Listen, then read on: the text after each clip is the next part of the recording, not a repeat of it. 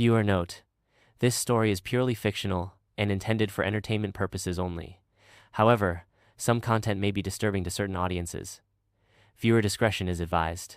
Chapter 21: Food and Water. The grain empires of the Old World had completely collapsed. Those once mighty agro-giants, the corporations that had monopolized seed patents, manipulated pesticide and chemical supply chains, and pumped food full of artificial additives, either fell under the blade of the Great Judgment or chose to shut themselves down, quietly and wisely. In their place, a new, transparent, and people-centered global food security system. The white buildings of the Human Food Security Department sprouted like mushrooms in abandoned industrial zones, on the edges of cities, across the globe. They weren't your typical farms. They were futuristic vertical eco-fortresses.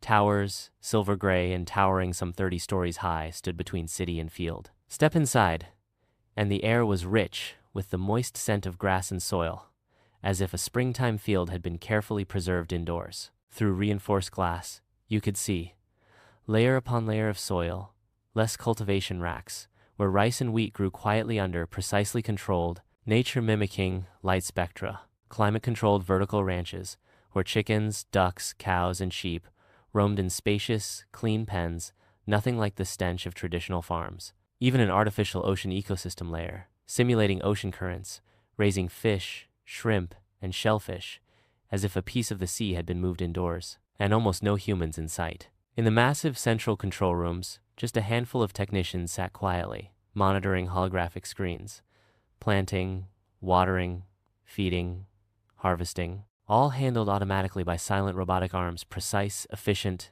and zero pollution. "Hey, Auntie Zhang, what are we grabbing today?"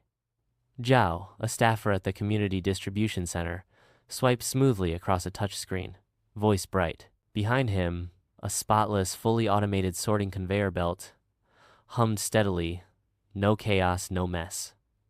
Think high-end supermarket produce section, but completely free. "I want shrimp," Auntie Zhang said cheerfully, tapping her ID card on the scanner. "My grandson's been asking for it all week." "Old Man Lee got ribs yesterday," said the stew he made smelled amazing. No fishy smell at all. She leaned toward the delivery chute, eyes bright with anticipation. "Our cultivation center," Zhao explained as he worked, "tweaks feed ratios and environmental stress levels just right.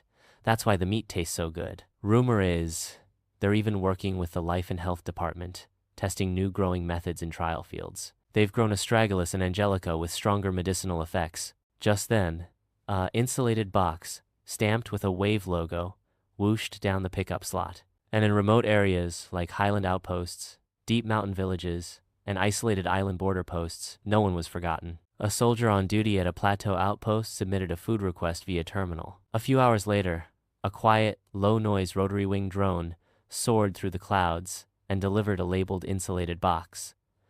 "Kunlun Station Special Supply." Inside, freshly picked vegetables and a warm, self-heating ration pack. Meanwhile, a global network of giant underground grain silos, silent giants, stored enough food to weather any disruption. Temperature, humidity, rotation cycles, all monitored in real time by AI systems, ensuring that every grain of rice, every kernel of wheat, stayed in perfect condition. The farmers and fishermen of the old world hadn't been left behind. They just found new ways to keep feeding humanity's heart and stomach. Take old Wang Shuangshan, a lifelong farmer from the Loess Plateau, who'd spent half his life digging in the dirt. Now, he wore a clean work uniform, sitting in the environmental monitoring room of Northwest Region's third vertical farm, staring at data curves on a screen. "Way better than guessing the weather," he grinned, showing a set of tobacco-stained teeth. "This smart greenhouse knows exactly when to water, when to add light. Better than us, old folks." He pointed out the window at the silver-gray vertical farm, then tapped his ID badge with pride. "My son? He's in the simulated protein R&D group, spending all day figuring out how to make bean-based meat that tastes more real than the real thing." Just then, a group of visiting students walked into the room.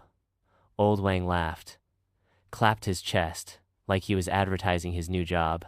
Meanwhile, in some undisclosed laboratory, deep underground, a more radical, future-forward technology was taking shape. On a bioengineer's screen, complex flowcharts and molecular models danced. Project name: Molecular, level food reconfiguration based on cellular agriculture. In short, one day, you might only need a few grams of base culture, and a home-based terminal device could instantly synthesize any kind of food in any texture, any flavor. No fields, no farms, no slaughterhouses, just raw inputs, and a precise synthesis system. A message slipped quietly through the internal food department comms channel. Phase 1 human tolerance tests for Project Origin passed. Flavor simulation accuracy, 92.7%. Submission to Supreme Council for review underway. Proposal to fully replace current synthetic food solutions. Outside the bright, clean distribution center, sunlight poured down. A sparrow hopped and pecked at a few stray grains of wheat on the ground, unaware that the human table was sliding into a future it could never have imagined. But that future?